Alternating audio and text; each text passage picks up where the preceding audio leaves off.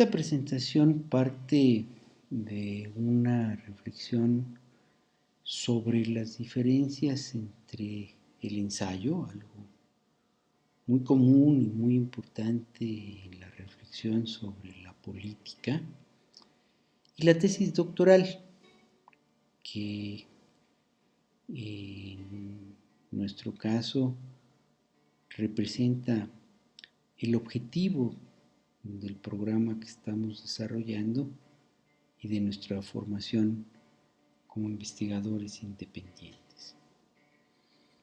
Muchos pueden pensar, y no están equivocados, que la diferencia entre un ensayo y una tesis tiene que ver con la dimensión.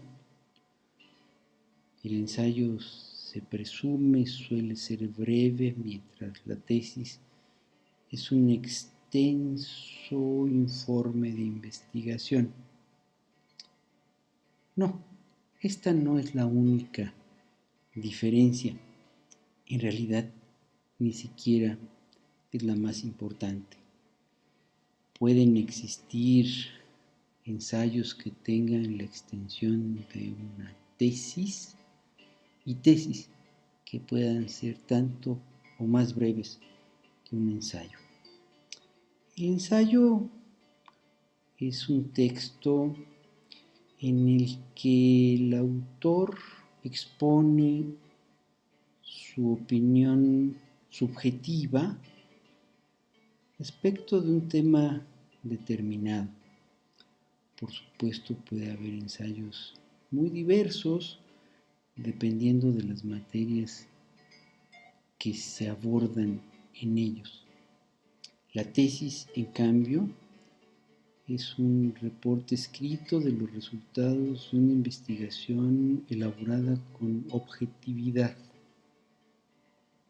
La subjetividad del ensayo es algo esperado y celebrado. La objetividad de la investigación que produce la tesis también lo es. Por supuesto que el tema de la objetividad es un tema complejo en las ciencias sociales y que desde que Durkheim dijo que había que enfrentar a los hechos sociales como cosas, marcó un punto de debate. Weber reflexionó sobre la objetividad en las ciencias humanas y Bourdieu tiene un desarrollo muy importante respecto de la relación entre el sujeto y el objeto en las ciencias sociales. En México tenemos grandes ensayistas y grandes ensayos sobre la política. Permítanme citar solo tres que para mí son quizá los más interesantes en términos de su contenido. Tienen en común que no tienen citas ni notas a pie de página, no requieren bibliografía, son reflexiones. Don Daniel Cosío Villegas, en la primera mitad de los años 70, dijo que las dos piezas principales y características del sistema político mexicano son un poder ejecutivo, o más específicamente un presidente de la República con facultades de una amplitud excepcional y un partido político oficial predominante. Esa es su definición de sistema político en México. Unos años después, Octavio Paz, partiendo del hecho de que el Estado en América Latina es heredero del régimen patrimonial español y además la palanca de la modernización, mostró cómo el Estado mexicano es un ogro autoritario, pero filantrópico porque promueve el desarrollo y distribuye la riqueza.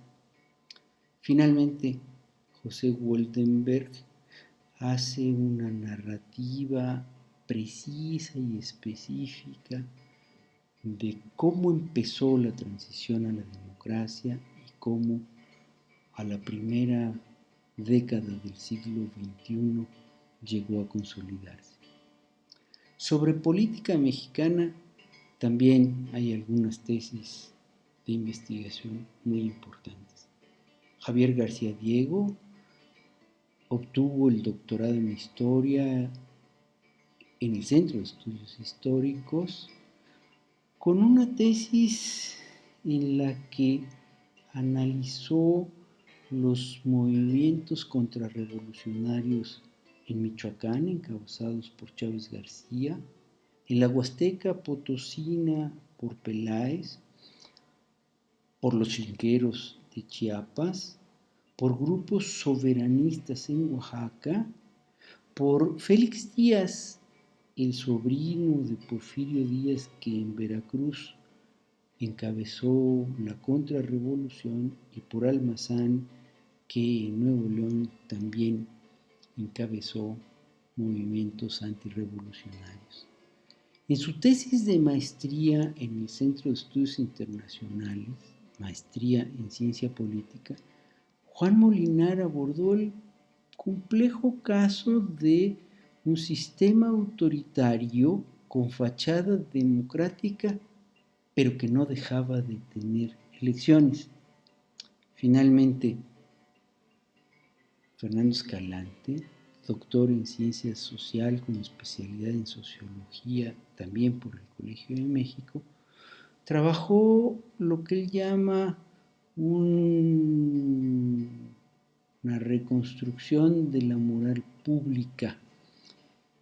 Abre su tesis citando a Ignacio Ramírez, conocido como el Nigromante por su seudónimo, quien en su discurso de ingreso a la Academia de Letrán, lo que entonces era en 1936 el equivalente al Colegio Nacional, dijo que no hay Dios, los seres de la naturaleza se sostienen por sí mismos.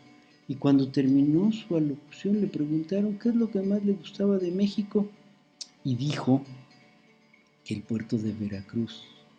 Le preguntaron por qué y afirmó porque por ahí se sale de México. Ese malestar de liberales y conservadores con el Estado de la República lo reconstruye Escalante durante el primer siglo de vida de nuestra nación.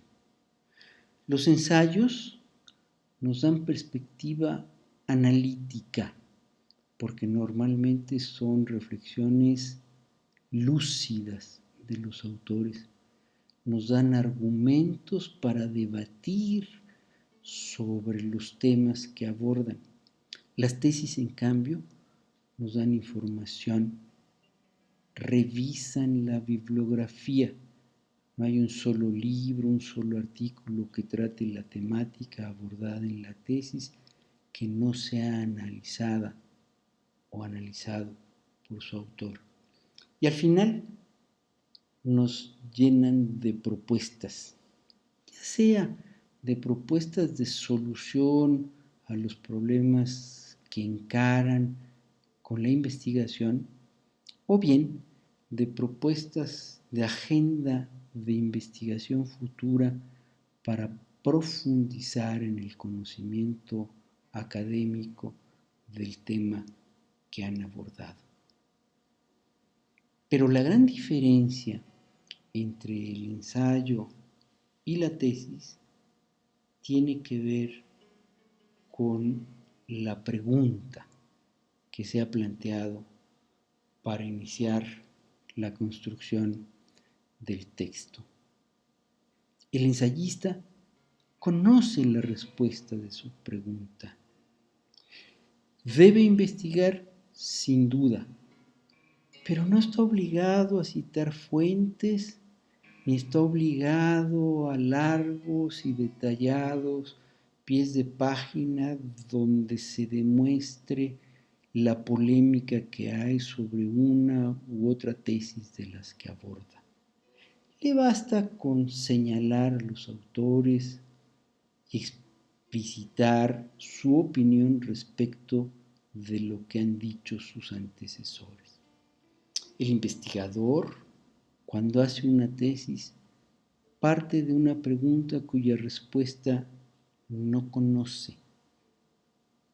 Y esto lo lleva no solo a debatir con la literatura, a citar con cuidado y precisión cuáles son los argumentos de cada uno de los autores que han abordado el tema, sino también a recoger la información empírica que le permite encontrar los elementos para validar su hipótesis, o en su caso, para construir una hipótesis alternativa a su planteamiento.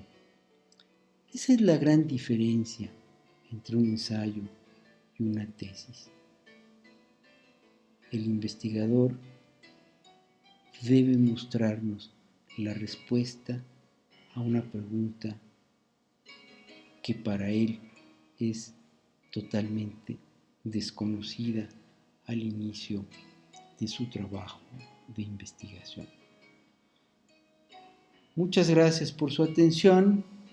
Aquí mi correo para preguntas y comentarios.